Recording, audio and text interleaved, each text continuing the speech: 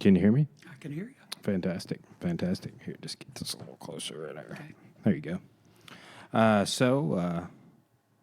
Just got us a little martial arts training session in. Now we're podcasting it up. Appreciate you coming on to talk. Really, the only weird part is at the beginning when I have to sort of tell everybody who you are that's not reading the title of the video or the audio feed. But it's Dr. Dana Thomason, and a Renaissance man of sorts. We just did martial arts together. I got a lot of things to ask you about throughout the day because previously an ordained minister, is this correct? Professor of philosophy and world religions. At one point, yes. At one point, still got one foot in the game. Right. Just what's how did you get started into education? Like that's where you and I met. We were working at a college together. What got you interested in some of the same stuff I'm into? Probably been interested in it ever since I was in college. Actually went to college with the intention of going to law school. Interesting. Got a little sidetracked there. Got real interested in religion and philosophy. So I did a degree in theology, did a PhD in religious and theological studies, and then came back and did my master's in How many years were you in the? 30 years. Wow. A little over, yeah. Wow. And I know we've kind of gone, you and I just in several conversations, but you've moved all over a little bit, or you lived in a few different cities and taught at a few different places in and out of state. Really just, I went to school out of state, but pretty much lived in state otherwise. And I was really, I went to Hendrix College as a assistant chaplain and counselor. And while I was there, I got more and more interested in the counseling aspect of things, and went ahead and did actually completed my counseling degree while I was there on staff at Hendrix, and taught some courses there. Do they offer masters? No, do they have a do master's not. program, graduate? No, it's strictly undergraduate school. Where did you get your graduate degree from? The first one from SMU in Dallas, Texas, Southern Methodist University. That was a Master of Theology. I went from there to Denver, Colorado, and did my PhD there, University of Denver, and then came back to Arkansas, and after a couple of years went to UCA and completed the Master's in Counseling and Psychology there. You know, UCA is cranking out a lot of good stuff. It's a good school. It's I just recently I'm teaching Arkansas history this semester. I'm real excited about it. Mostly because I got to study with. That's the book over there, a huge book right there. I got a more condensed version. That's a book I use in the upper level course. But I got to study with one of the authors of the textbook when I went to school, and he's been kind of him and a guy I was in graduate school with been kind of helping me out. But that's UCA had. I was looking at Arkansas history resources, and they had you know how TED Talks has kind of blossomed out, and they do a ton of different talks now. And UCA has been the host of some different TED Talks. Wow, I and didn't know that. One was the Quapaw culture, and how they were going into how Arkansas is a Quapaw word. And for people listening who don't know, Quapaw is one of the what we call the 5 civilized tribes. Yeah. Okay. Yeah. Yeah. All right, who were the uncivilized tribes? But it was a fascinating little video. I was happy. I've been combing for resources for Arkansas history for the last this pretty much all summer, and I was super happy to find such a solid video resource it was on YouTube, but it was you look at.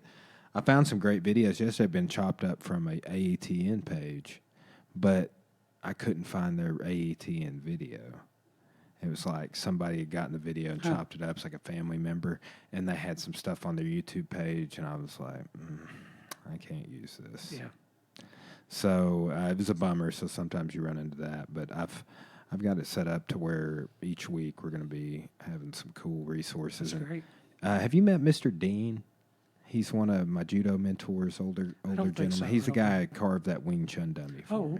okay. But he has made me an Atlatl for that class. So, do you know? Are you familiar with that? No. I'll tell you what. I'll just throw this up on the computer real quick for you. Okay. It's like an ancient spear launching device. So, I'm going to show this to my classes, like one of the first days. It's a pretty cool. That's my dog out there at the door. He wants to come and say hey. He's 107 pounds or something though, so Well, he's if he wants to say hi later, we'll do that. He's a good boy. Yeah. Here we go. This video is called "What is an Atlatl?" on YouTube. If anybody wants to look it up.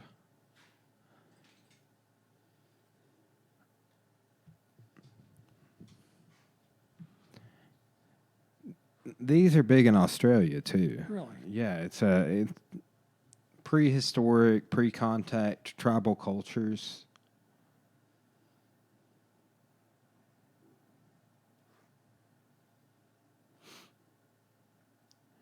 It's pretty cool. He's got the antler on the.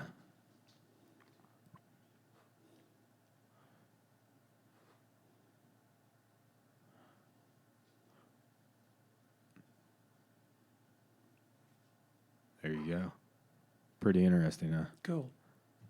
It's just like a spear launcher. Yeah. It's like a bow and arrow version for a longer projectile than. But this one of those, I'm a resource I'm showing. These people actually make and sell Atlatls, but I had one commissioned to show my class. Cool. In the second week, we're gonna go over that, but interesting. Yeah. Never even heard. Yeah, Never heard of it.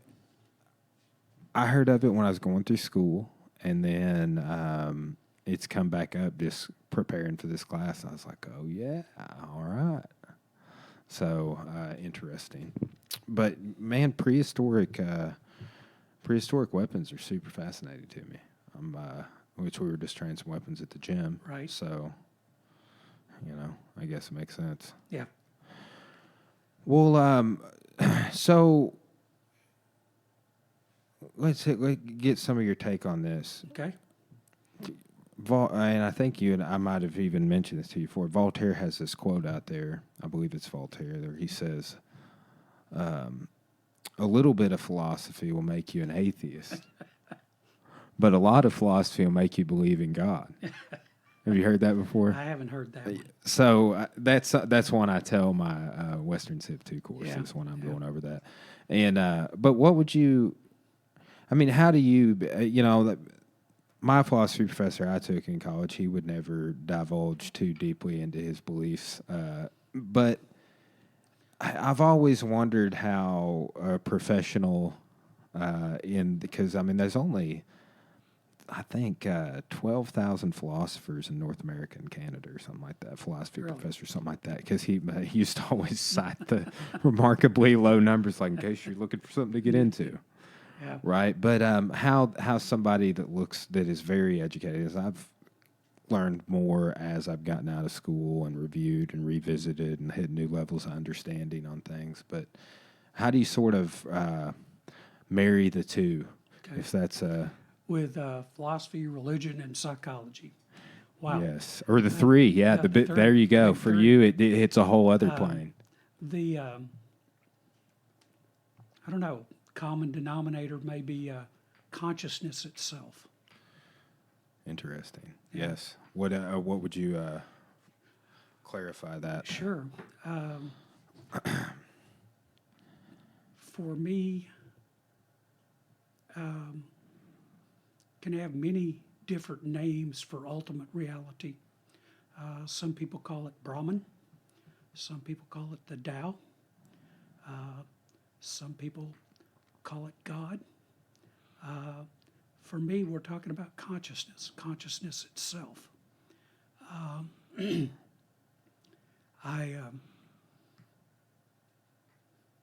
don't know that I was ever very standard or orthodox in any of my beliefs, ever.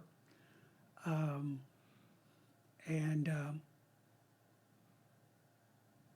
I guess the first person I ever read that kind of got me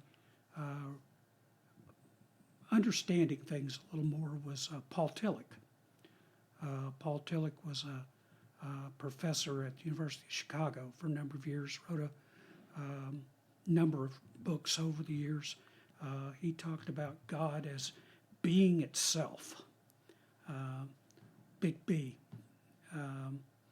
And I would say that's the first time anything really made sense to me as far as religion, God, that sort of thing.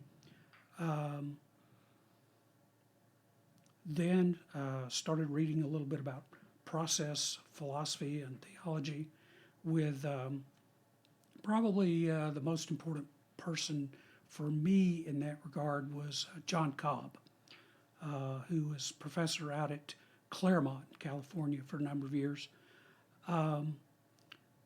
University of Denver, a number of people there were schooled in process thought, and again, some other things finally were beginning to click with me. My own research and consciousness, and I would say religion, philosophy, the biggest influence on me has been Ken Wilber, of all people. Are you familiar with Ken Wilber's stuff? Ken Wilber was, well, he's still around. He was I think he even calls himself this, kind of a military brat. He moved around quite a bit with his family because his dad was in the military, or at least worked for the military. And he ended up in Duke University as a freshman with the intention of going to med school. And as he tells the story, he started reading some Eastern philosophy. I think read Tao Te Ching, and spent the rest of his time simply reading Eastern and Western philosophy and religion. Quit going to class. Really wasn't any big deal for him. He made a 4 anyway, and I think biochemistry or something along those lines. Interesting. Yeah, he's a pretty unusual individual. IQ over 160. Lettered in several sports, so not your typical nerd when it came to academics. Went to University of Nebraska to study and get his PhD. He dropped out there with a master's degree and began to write and lift weights and meditate. Did those three things.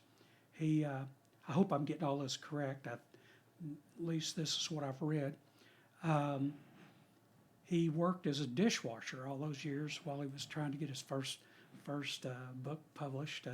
Took him a little while, but then after that, now he has his collected works, which is kind of unusual for somebody that's still alive. But his first book's entitled Spectrum of Consciousness.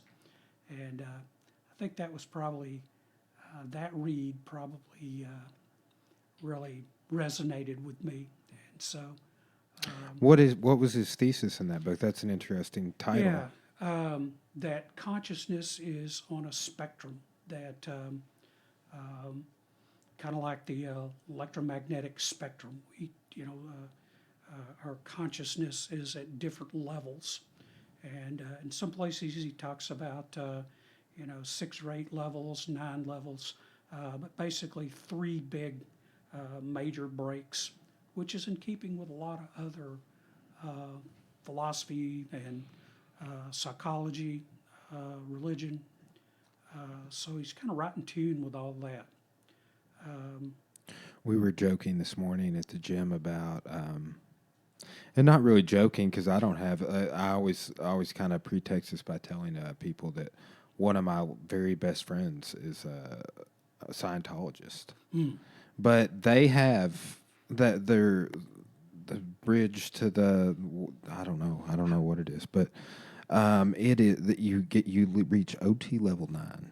Okay. Then you're an operational thetan, a functional soul. Yeah. But the bridge to freedom, or so, I forget what it's all called, but there's kind of, it just reminds me, we're just Yeah. talking about, we're Yeah. like, yeah, OT level 9, man. Yeah. That's what we're after. But Yeah. that's interesting. I've started thinking about things more spectrum oriented Yeah. than anything lately. I mean, it sort of seems that everything falls on the spectrum. That's true for me, even with psychology disorders and so forth. I think all psychological disorders are on a spectrum. The Diagnostic and Statistical Manual of Mental Disorders, we call it the DSM, has mostly taken a categorical approach where you meet a certain number of criteria, then you can be diagnosed with major depression or generalized anxiety. But a lot of people are now thinking in terms of a spectrum, kind of idea is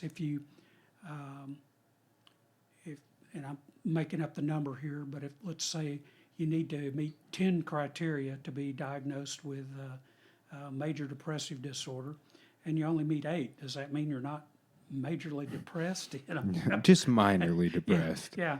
So the move toward understanding things in a continuum, and that's also kind of fits well with my overall view of things.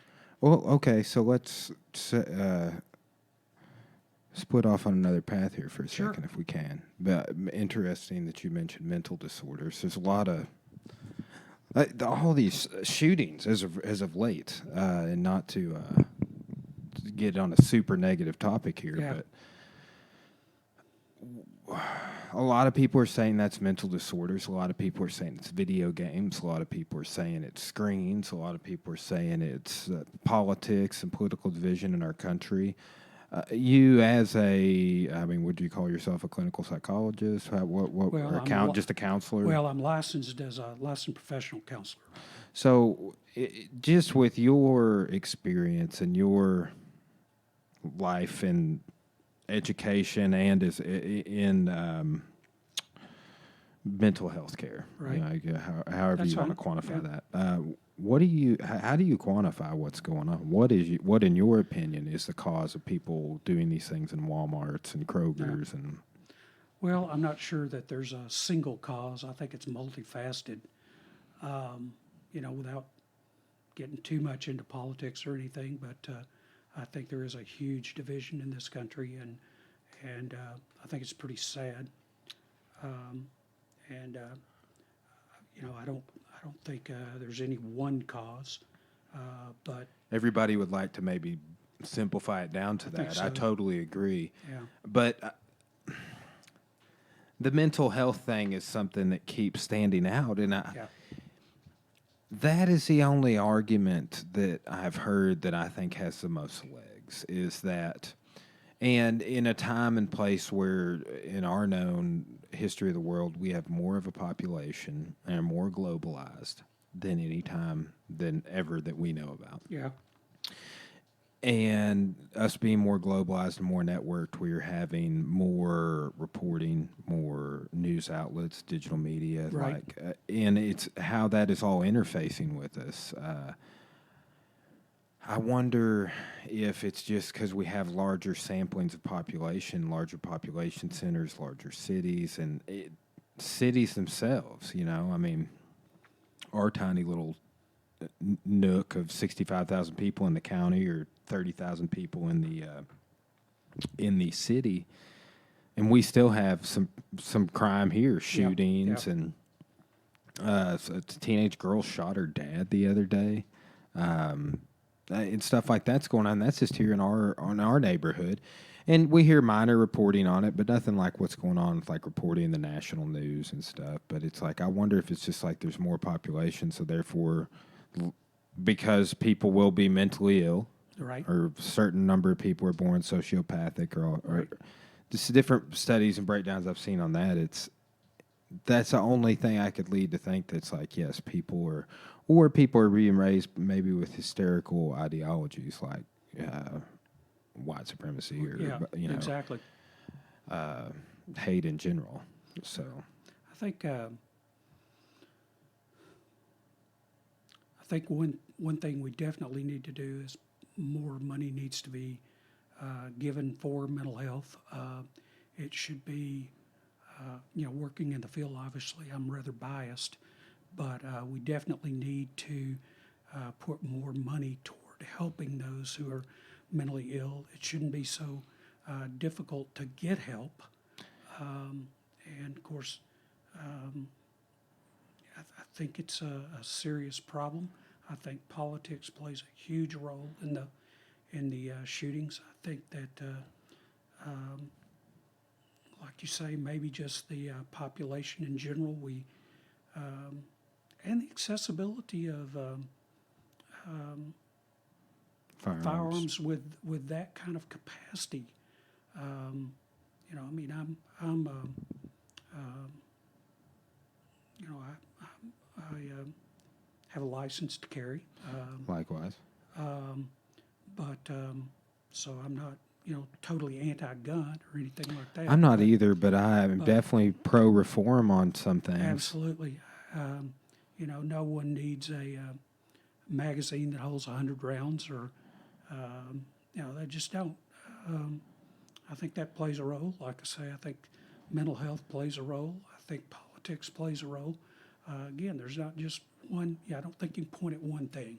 Mm-hmm. That's just my opinion on it. But I think we try to simplify things that are complex, and it's very easy to look at one thing and say that's the total reason for it when it's much more It's complex. a rabbit hole. Yeah. On healthcare, do you feel like there's I've been following a lot of things Bernie Sanders is saying, Right. in relation to democratic socialism. He was recently on Joe Rogan's podcast, did an hour and 7 minutes or something, and really explained a lot of his policies. Anybody who's wondering, like, he goes into how he plans to sort of pay for things, Right. And I'm like, yeah, okay, I'm more into that than Amazon not paying taxes. But he's just like, why is Amazon not paying taxes? Joe Rogan asked him that, and he goes, and this, and there's these off-island or offshore accounts and stuff like this, and he goes into, he's like, why is that? And he goes, because those are the people making the laws. Yeah. But have you seen a candidate that's an answer? What are some things that we could, do you think Bernie Sanders is commenting on mental health? Because I've only heard him commenting on just like, and as you as somebody who is now at least partially retired, Yes. right? Yes. 1 foot in the home. That's right. All right.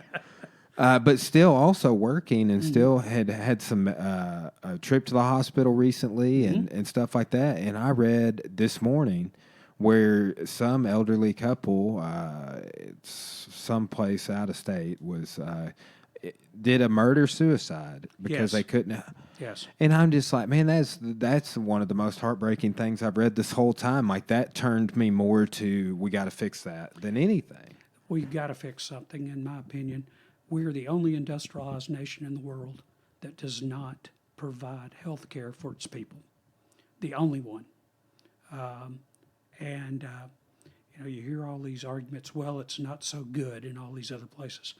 I don't agree with that. I've talked to people that have used the resources in other places, and it's certainly better than not having any resources. The cost on the IV bags and insulin and stuff that's like you got to have it is insane. It's like my insurance, even though I'm now on Medicare, I have to pay a little more because I earn a little more.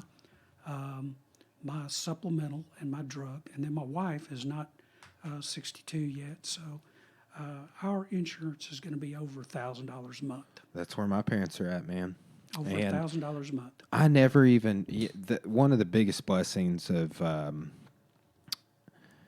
the job at the college is that I kind of told everybody this on the front end, but what I have held out of my check every month for health, dental, life, vision, like the whole and Right, the whole retirement, the range. whole Uh-huh. spectrum, and the matching retirement, all that is less than I was paying for just health before I started working.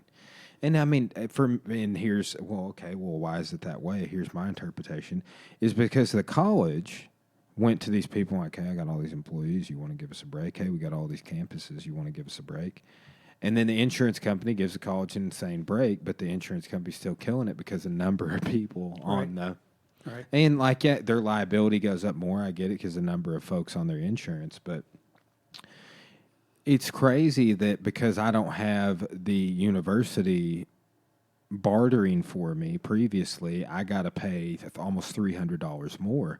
And man, when I was trying to pay back student loans, and my wife and I are really successful with what we do at the gym. Like like Darren from work was asking me the other day. He's always joking around with me about like fighting and stuff. He's like, "You want to go, man?" I'm like, "Dude, we can start any position you want." But he's like, "Does your wife have to have it?" I was like, "No, dude, she doesn't." Yeah. Like I was like, I don't really either. I just like having a lot of extra money. But when I was paying the student loans and everything was coming from Right. just that and all the insurance, and it's like, well, maybe we don't need dental, you know. And now it's just like, oh, but we can have dental for less. Okay, let's do that. And I think that it's be like, what I like is like, okay, whether I'm a just got out of college, graduate school, in that first, you know, transitionary period of getting into a career, paying back student loans, acquiring interest on student loans, trying to buy a house. It's like, are those the struggles I need to be dealing with? You know, and that's a lot of issues going on. It's like, I'm very fortunate in my plight. I know a lot of people with a PhD that can't get a job right now. Yeah. Yeah. And working in the area that I work in, I know people that, just basically aren't making it. A lot of people exist paycheck to paycheck. A lot of people make it on so little money. Have you heard of people getting their student? So you take somebody that maybe went back to school when they were 40, and now they're drawing their Social Security and their wages are getting garnished to pay back their student loans. Yeah. Like that blows my mind too. Yeah. You know, It's there again. I just think there's no excuse for in our society for us not to take care of our people. That is a moral catastrophe.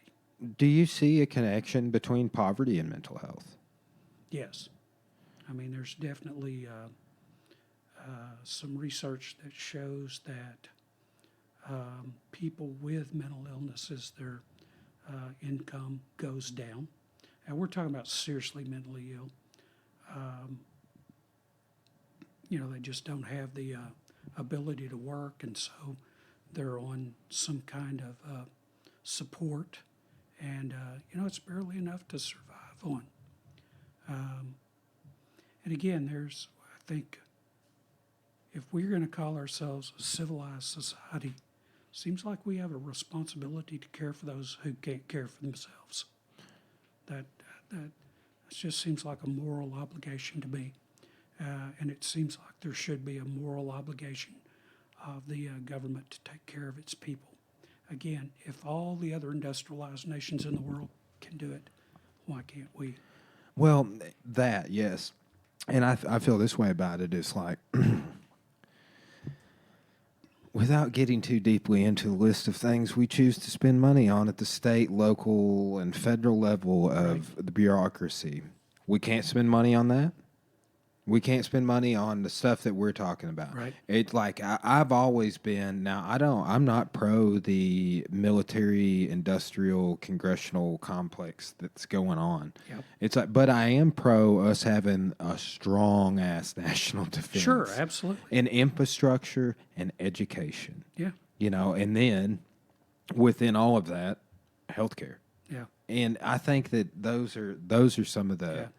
Yeah, the big three for me would be pretty much the same. Education, the infrastructure, which is falling apart, and healthcare. Those are three big things that But I guess greed gets in the way more than anything else. And the discrepancy between the haves and have-nots, so to speak, grows larger all the time. It's just not. I guess we've lost our moral direction in some ways. Why do you think that is? Do you think that's a lot of people would say that's, we've taken God out of society too much. Like I hear that argument in the South particularly a lot. Yeah. I don't think it has anything to do with God.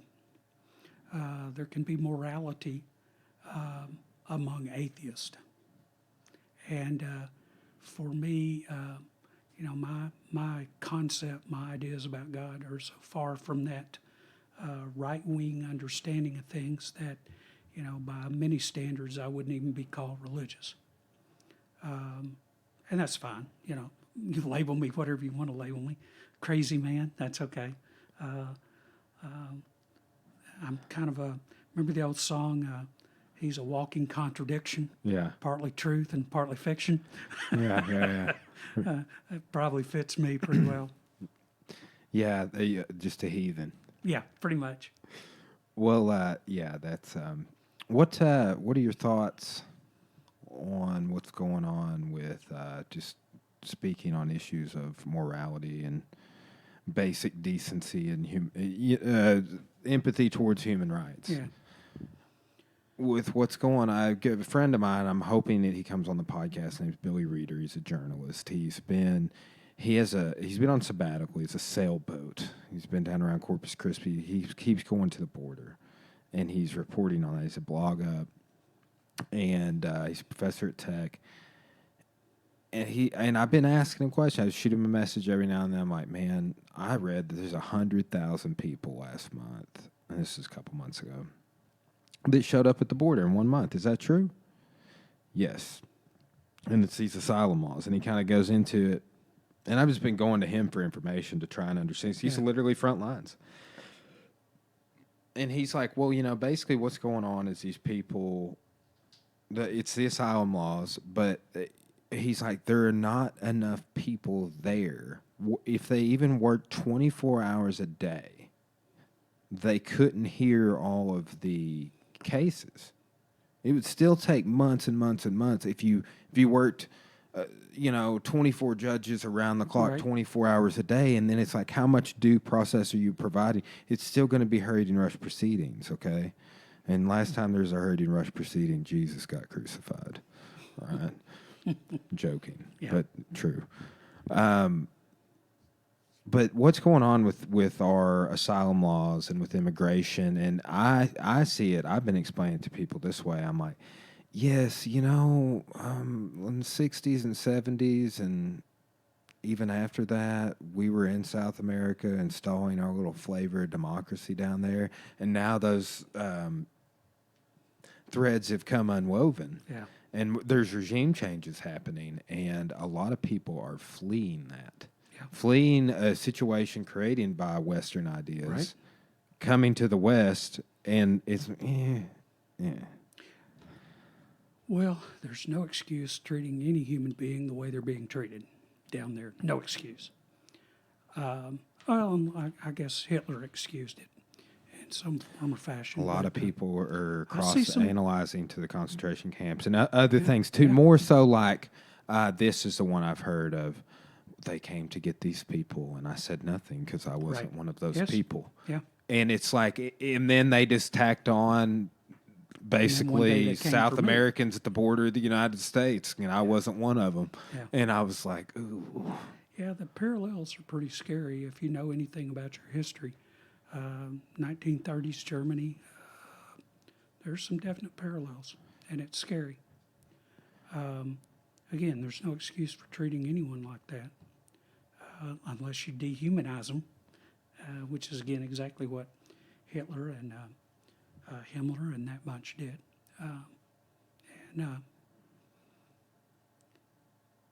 Most of us come from immigrants. I mean, That's the sad irony of yeah, all of it's- it, it's, My wife is part Native American. She has she could say, wait a minute, I'm a native, but to claim these people don't have a right to seek asylum seems pretty sad to me. You know what? I mean, I was thinking about this the other day, just because I just hope that we don't hit a spurt where we backslide in some of the forward progress we've had with like gay rights and things like that. Because it's like, imagine, it's like, oh yeah, we got your marriage license on file. That's how we know you're gay. Yeah. Like, if we ever have any type of turnaround like that and we want to go after those people, there is an easy paper trail. Yeah, absolutely. And I just thought about that for the first time the other day, and I was like, shit. Like, there's implications there. That Absolutely. And I mean, yes, no more so than you or I guess, and because I'm thinking about this too. Things are starting to work like this technology-wise, is you be able to type in my name and something I said on a video, Right. and the software will pull it up. Yeah. That's remarkable. So let's say, for example, words that you don't want people to say, like, Yes. and for lack of, I'll just say, but like because there's a lot of deniers out there in the Alex Jones controversy of the Sandy Hook thing. Mm-hmm. You have a lot of controversy surrounding people or 9/11 truthers or these conspiracies, but if you've been, say, putting out video content on those things, they are coming up or already have an existence. It's not the words you write anymore. It's not. It's you said that in some obscure video from 10 years ago in a podcast you did on somebody else's show. Yeah. And we have it right here. Yeah. That's kind of daunting too. The technological ways that we can keep track of people. Have you heard that they can get cardiac signatures on individuals now? No. Be like, yeah, Brian and Dana are sitting in that studio back there. We can tell it's them by their heartbeat, and they're in a van up on the hill at the church or something, So Pretty scary. it is, man, and we're spending money on developing that kind of stuff. Yeah. So we can, Monitor look at and- people, Yeah. monitor them, or what have you. Yeah, that kind of Orwellian feeling about things, and Yeah, yeah. and again, the parallels with your historian. Do you think that people who don't know history are destined to repeat it? Yes, and yes, I do. And like the most bang your head up against the wall idea ever is you see that process still repeating, even though people quote unquote know. Like, I was joking around with one of my mentors that comes to the gym. I was just like, I was lecturing on the Roman Republic today, and it's kind of crazy that shit has not changed at all. Oh. Like, just within the bickering and the murdering and the, oh man, we gotta hit on this. So there's a funny meme, and it's like Arnold Schwarzenegger and Carl Weathers, and they got their muscles together, and it says, liberals, conservatives, Jerry Epstein's suicide. Did you hear about this Jerry Epstein suicide? I heard about that, yeah. The memes on the internet right now, like, last person to visit Jerry Epstein, it's like Hillary Clinton with a mustache and a wig and all this stuff. But, Bill Clinton flew on his jet like 40-something times. Really? Documented. And that guy was on 24-hour-a-day suicide watchers, camera malfunction, all this stuff. And I'm just like, if that did, and now I'm just like, I don't even think he's dead. I think you guys got him out of there or something, but apparently he was about to roll on some people, and Really didn't know that. this guy's in there for like sex trafficking of girls and children, and years of going back. And I think they had him. The earliest thing I read is that they were watching since 2004. But just the connections he has to people, where you're just like, and granted, they could have no idea what he's into. Right. But man, it's everybody's looking at that situation like, what is going on? No kidding. Man, what is the explanation for that? I mean, you ever watch Law and Order Special Victims Unit? Like, Oh, what I have, causes yeah. people? I've seen every episode. What causes people to be sick in that way? I mean, I see that as a mental illness, and like, here's another thing: is like a whole bunch of people were like, if that dude is dead, we as a society want his body on display. One, to prove that he Yeah. is dead. Yeah. Two, that's what we want done with pedophiles. Yeah. And I hear that all the time. Yeah. And I know there's some serious moral and ethical Oh, yeah, implications sure. there because it capital punishment in general. Yeah. But I mean, we deal with it in our community, sex offender registry, and Right.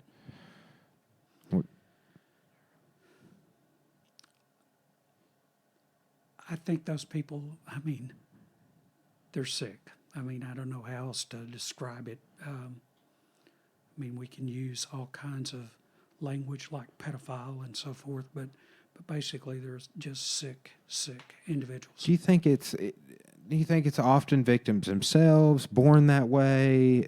I mean, what is a That's a tough one. You know, the old nature nurture controversy goes, you know, way back. And obviously there are different opinions about this, but it would seem that, you know, genetics plays a major role in setting the parameters for who we are and how we act. But environment interacts with that and can even determine whether or not a gene turns on or turns off. There's some controversy over whether or not somebody like a sociopath, whether their brain, you can actually see differences in their brain. And then that brings up an issue is if they have a deformed brain, do we have the right to, you know, so I mean, it gets really crazy. But definitely, you know, pedophiles, in my opinion, are some of the sickest people out there. I've struggled with that a lot because those are the people because I'm not. I did two ethics courses in undergraduate, and one of them was contemporary moral issues, suicide, euthanasia, stuff like that, and capital punishment. And I don't know if you've followed that Netflix show they put out a couple years, Making a Murder. It's kind of a documentary style, but it's basically where they uncovered that this guy was wrongfully in prison for like 20 years, and there's projects, innocence projects, and all this where people they're on death row. Yeah. And it's like, and sometimes those are connected to biases and things like that too. That makes me real nervous on anything. So it's like when you hear about some horrible story of a pedophile doing something like a Jerry Epstein story, or there might be some darker conspiracy. It's like, yeah, I want that person to die. Yeah. And it's like, it's real interesting to me how you can, me personally, I fall down, I'm like, yeah, but what about like this guy? Yes, he's on death row, but if we kill him, you know. But it's almost like, yeah, but he didn't really do anything like pedophilia, so I don't have a problem with it. Yeah. And it's interesting how we start splitting hairs over stuff. Oh, man, yes, yes. I was listening. There's this guy that when I was a kid grew up around, and he was speaking of all this stuff. The Nazi rally we had in Russellville, yes, the Holocaust. He was speaking at that. He was the guy in the wheelchair with the neck brace. He died 3 days later. But he was talking on this AETN documentary about liberating Dachau, and he's Jewish, but a Christian too. Yeah, and he was talking about how I guess it's at a certain point. He said he was talking about all the rail cars just full of bodies, and they found some live people, and then I guess a bunch of people. What they discovered what had happened. The prisoners that were there when they heard the Americans were close, and like when the Germans started leaving the camp, basically just tore the guards apart with their bare hands. Hmm. And he was talking about that, and I was just like, whoa. But what was crazy is I was thinking, I'm like, what made him flip that switch of, like, why didn't you tear the guards apart months ago? Yeah. You know, and like, help is on the way so we can commit atrocity now, and not even, but it's like atrocity committed against you, so therefore it's okay. So then it's you get back into that loop again. That's right. And I remember hearing as a kid, you know, you're like, I was raised in church and stuff. My dad's reading about like Samson killing 1,000 Philistines with the jawbone of a donkey or something like that, and I'm just like, hell yes, but isn't killing bad? Like, yes, but the Philistines are bad. Okay, so we can kill them. And I'm like, okay, yes, the Philistines are against God, so we'll kill the shit out of them. Yeah. You know, but then it's like, well, these people are against God too, so let's kill the shit out of them also. It's a slippery slope, man. I don't even know, because of all of those little paradigms, I don't even know how to look at things, hysteria and hate and, you know, the freedom of speech aspects of it and everything else. Yeah. And there is definitely something to that mob mentality. Of course, you know, just all kinds of weird stuff. Bystander effect.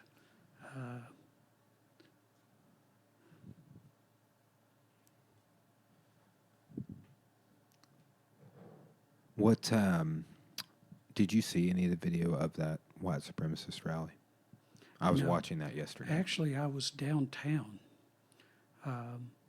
when they came through. They kind of marched through or something. Yeah, they were marching around the courthouse in and, that block. Yeah, I was actually at Old Bank when that was going on.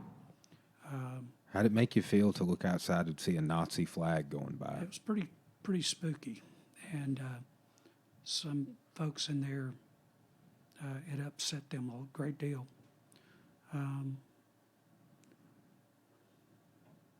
Yeah, spooky. I mean, where do we draw the line on something like that as a society of free speech? Exactly. And most universally, I haven't talked to anyone other than people I know that say free speech. That's like, yes, that was a good thing. We appreciated having that in the community. It was a good demonstration. No, everybody's like, F that. We don't want that shit in our community. That's definitely the minority. Like, these people came in, some of them from here in Pope County, but came in from other counties and out of state and stuff. But it's like, we are going to tolerate that because of free speech. And I like free speech, Right. you know, because people are like, somebody was like, you know, I hate Nazis. And I was like, and I love free speech, you know? So it's like, But, you know, here we are also creating technologies where it's like, did they talk about things we don't want people talking about on their YouTube? We'll just take that down. Let's do a little search and see if they said that word. So it's like, you know, we are in a time where I'm seeing, like via technology, things like podcasts and stuff, of people being flagged for talking about these controversial things. Not saying we're getting into controversy, but more just like this is a real issue in our community, but it's also happening all over. Yeah. You know, this level of hate and white supremacy and the shield wall network and all of this stuff going around. It's not just here in the South. It's not just here. I'm seeing hates all over. I'm seeing this in other countries as well. Yes. European countries even.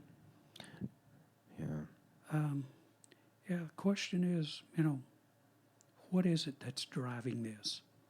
And again, I don't think you can point to one thing. I think there are multiple factors that create that kind of atmosphere. You know,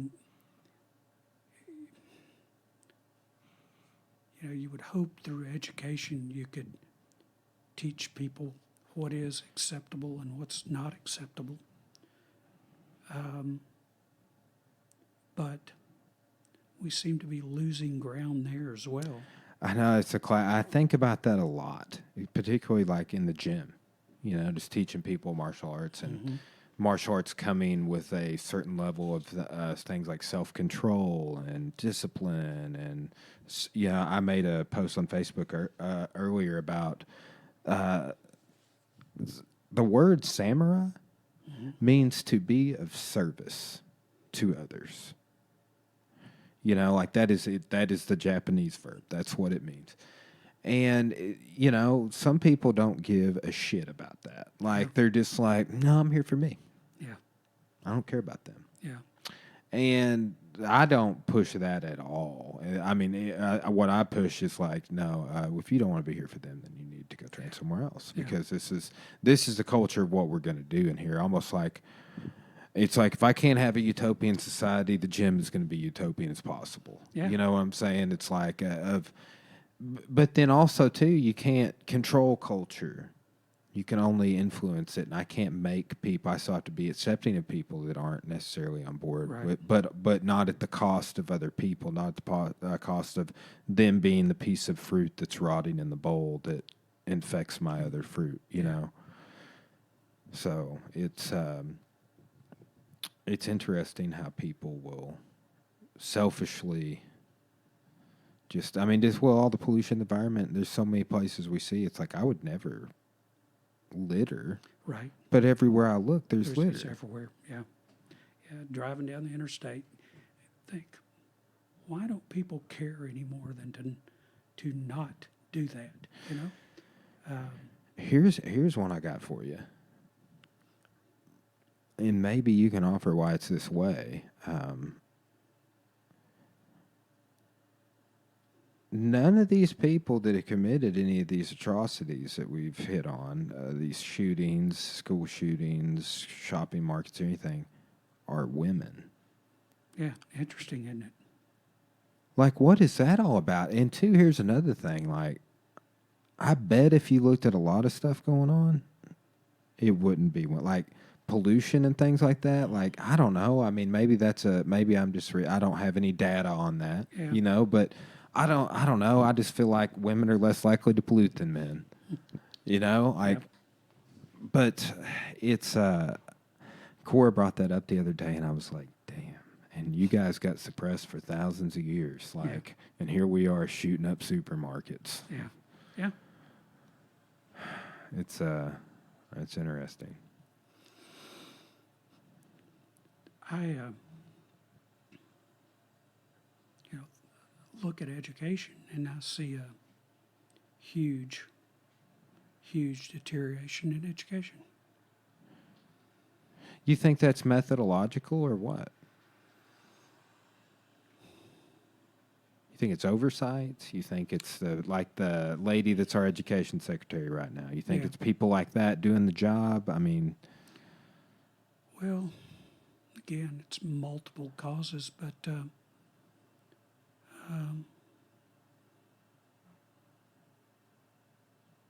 students, well, let's go back. If you've read a letter home from a Civil War veteran or a person in the Civil War writing a letter home to, say, parents or to a loved one or something like that, their ability to write, their grammar, their syntax, verbal agreement, they're beautiful letters. Even their penmanship is beautiful. And we're talking about, people with just minor education.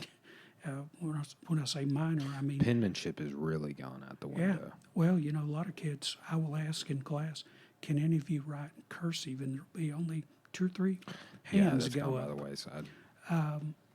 The ability to think in a critical manner has just gone by wayside. Students want to know, do we get a study guide? And I tell them, no, your book is your study guide, They have been hand-fed certain little things that you need to know to pass The a test. disjunction of lower education and higher education Yes. is when I was an undergraduate, I worked on a program that was trying to bridge that gap a lot. That's how I really first got into. Well, a little before that, I got into video editing and video making.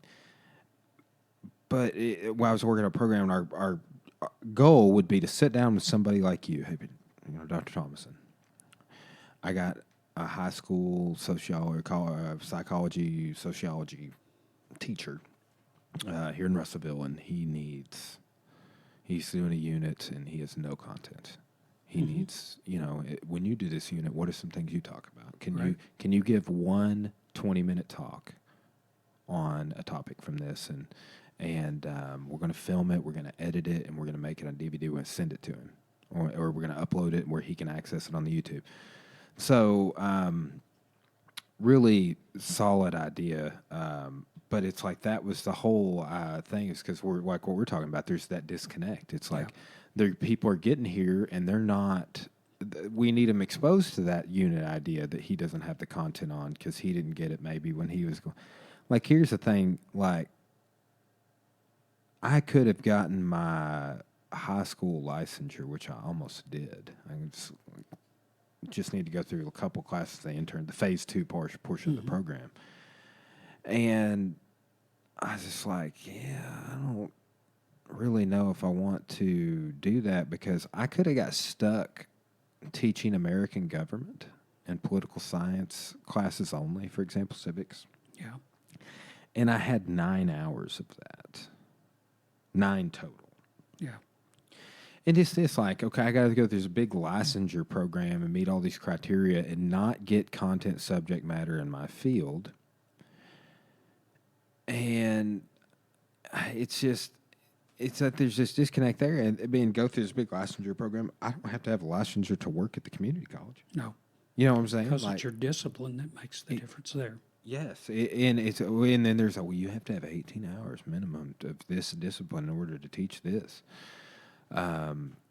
So there's disconnects everywhere like that. Yeah.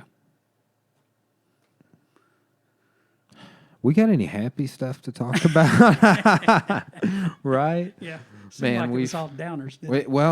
All we're doing is really just kind of riffing on the spirit of the times, man. Yeah. I tell people this all the time, because everybody, like we were talking before, I think right before we hit record, is everybody I asked a podcast, if they've never done a podcast before, which is most people, what are we going to talk about?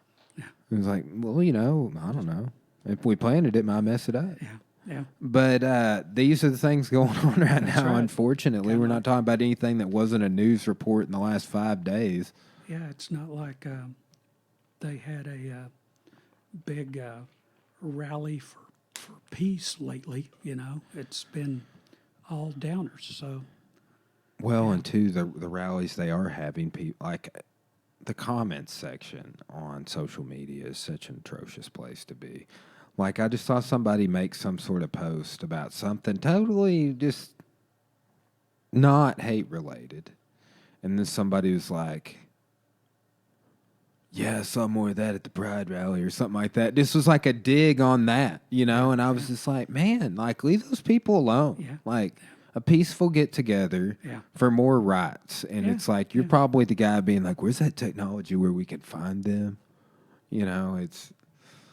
It's daunting, but my understanding that they had a pride rally out in Oklahoma City here not too long ago. My understanding was that it was a very nice thing. So no, they had one in Fayetteville recently. Oh, really? Yes, I didn't know about that one. I knew. I had a couple of students go to it, which, I get back and forth on, because I will be accommodating to people. Oh, yeah. Right? Especially, but I also want people to dot their I's and cross their T's, because like we are in a time, even in our place in the world, where just like even on campus, like the diversity in the student and employees. Yes. It's not, you're not just going to be a straight white person. Yeah. Universally speaking, Yeah. But we did get an email the other day that was like, no, be sure and go over your pronouns first day of class. And I was like, that's about a skip and a jump further than I thought we were. Like I knew we were there, but like now it's an email being like, you should probably implement this to what you do. And I don't know how I feel about that because I'm like, my thing is this: like I will accommodate you, but I need you. Like how you want me to accommodate you? If it could say that on the roll, that'd be fucking great for me. Yeah. You know what I'm saying? I'm like, yeah. You see, I get what you want me to say. And that is a non-issue with me. But when I look at this role I got to call, he don't say that. Yeah. And that's where it's like, then it opens up, like, I just got like a weird liability of like, what if I accidentally say the wrong thing? But then it's like every day on your toes of like, say the right thing. And then it becomes this one issue with this one student or whatever. And it's like, again, I have no problems accommodating. Right. I'm more than happy to, but it's like, dot your I's and cross your T's. I guess it's really, I would say probably harder to change your name. Like, I know it's super easy, and that's another thing. It's like, this is society we're going to live in.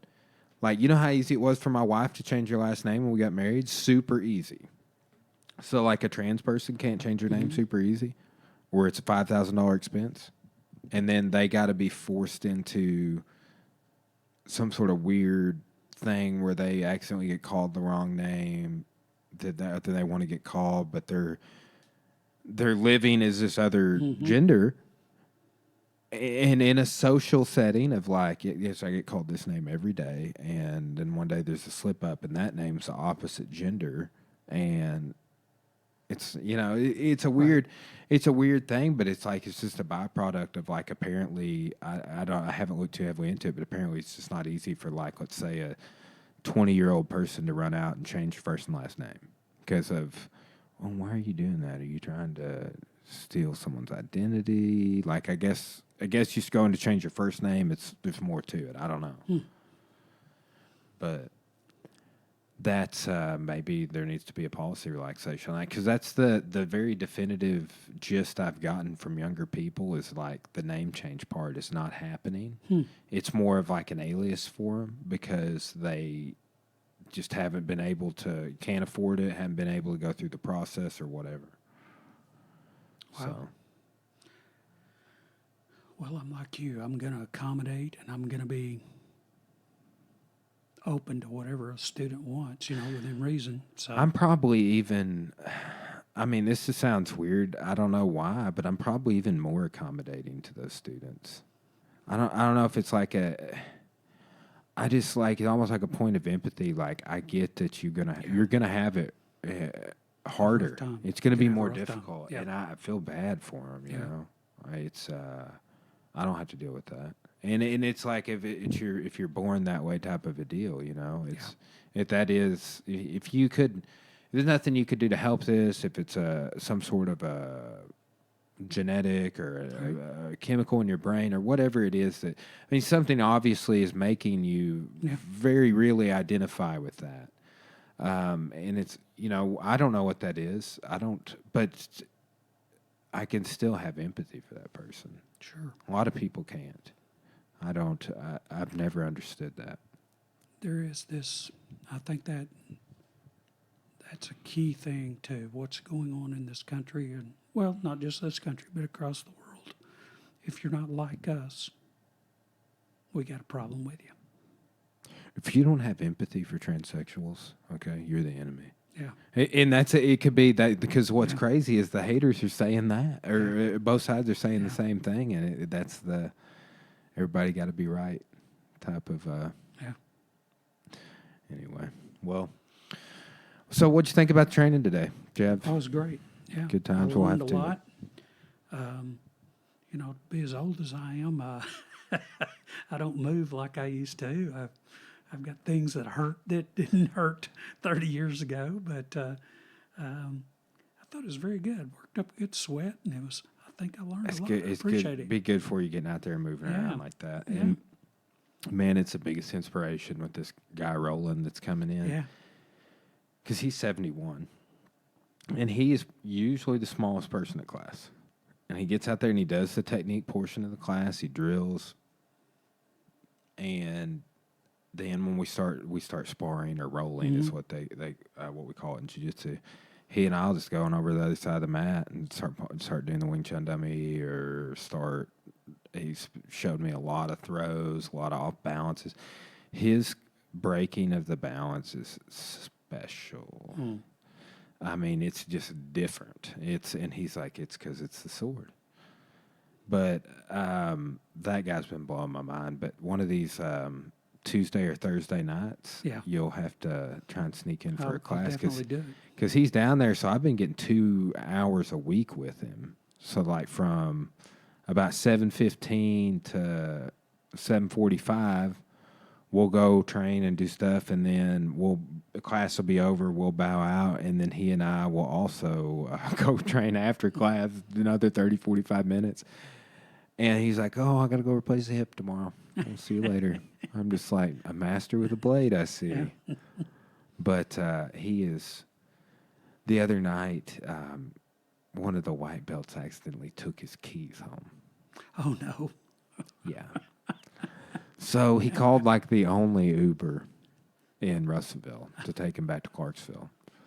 And this guy, I was like, "Man, Roland, I'm so sorry this happened, man." And he's like, "Just acceptance." And I was like, "Okay. Yes, sir." And then this Uber guy pulls up. It's like, "Yo, I'm looking for Rolando."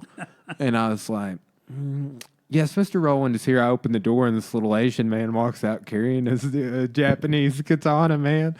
And like the cab driver is like, "What is going on here?" You got this little old man leaving here with a samurai sword, going to Clarksville. So I bet that was an interesting ride home. Yeah. Yeah. Well, I'll definitely try to make it over. Man, I really it's been fascinating because outside of him, there's 2 other guys that are both over 70. My original judo mentor, who's also a former Green Beret, and one of my instructor's dads. He lives out north of Dover.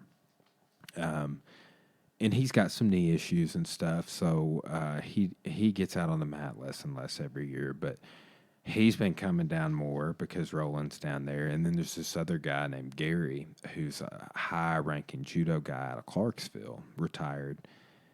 And, man, we're trying to get more stuff like that. With this new gym growth, one thing we're talking recently about adding is, have you ever heard of Rock Steady Boxing? It's basically a national boxing certification program that you go through and you get certified. And then let's say you had Parkinson's, your insurance would pay for you to go to this boxing class. Oh, cool.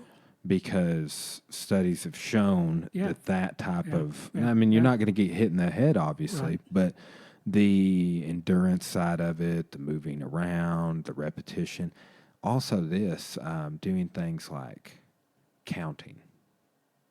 When you're exercising. There's been a lot of studies on that where you're counting while you're performing a physical movement and correlating it with forms new neural pathways and repairs neural pathways and stuff like that. So super interesting data on that. Yeah. Well, very interesting, and I need to do more too. Yeah, well, hey, theoretically, you got a little more time now. You are a very, that's right. You're an adjunct now, That's you know. But anyway, man, we can go ahead and wrap it up. I really appreciate you taking the time Thanks for to come inviting me. out. Got you. Appreciate you. Been mentioned getting down doing this, so now you know what it's like. Yeah. If we ever, apparently one of my former students gobbled up Ray Trower for his first podcast. I was like, dude, you know I got a podcast, right? When are we doing one? Yeah. Now that you have experience. Yeah, cool. So maybe we'll have a podcast That's with great. Ray. He lives in Russellville. I told him, I'm like, dude, now I know you do podcasts. You're going to have to come be on mine. Sounds great. Yeah. Yeah. Well, I appreciate you, Doc. You got anything do you have any books or anything? You have anything you want to plug? Intellectual property, anything like that? Well, sure. I mentioned Ken Wilber's stuff a while ago. Where to start would be Is that the name of his work? you said he has a collected works? Yeah, he's got collected works. I was thinking, which one to say start with is probably I'd have to give that some thought. But if someone wanted to look up Ken Wilber and look at some of his books, that would be a great place to start. Of course, depends on what field you're talking about. Do you know. do you have any published works out there?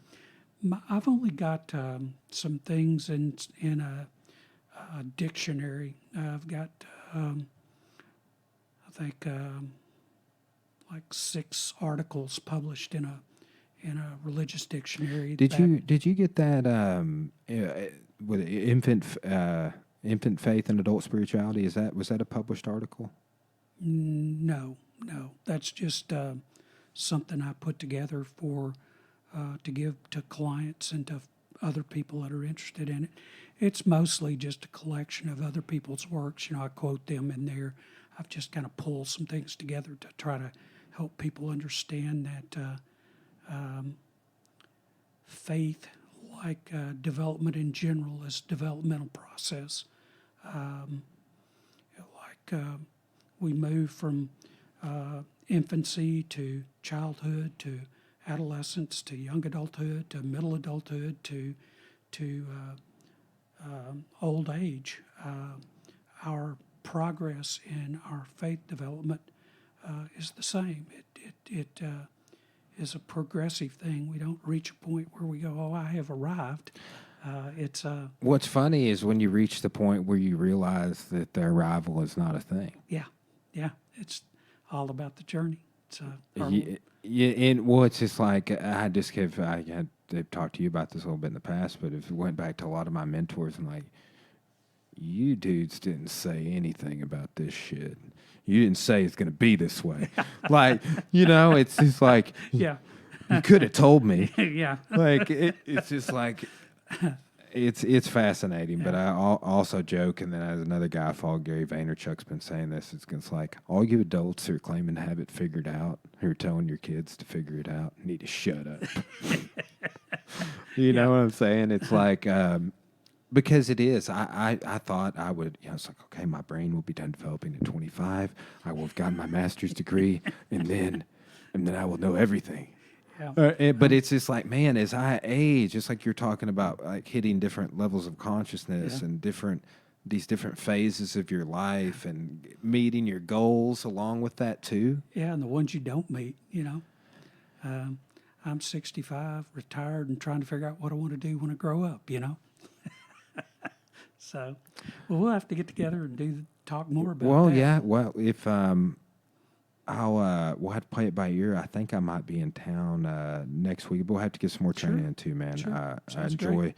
It's not. It's kind of funny because a lot of folks in the jiu-jitsu world, Brazilian jiu-jitsu, they think training that Aikido bullshit is stupid. Really? Dogmatism. Yeah. I'm like, yeah, but you're over here talking about wrist locks like you think they're cool. Yeah. These people do a lot of that teikubi waza, Yeah.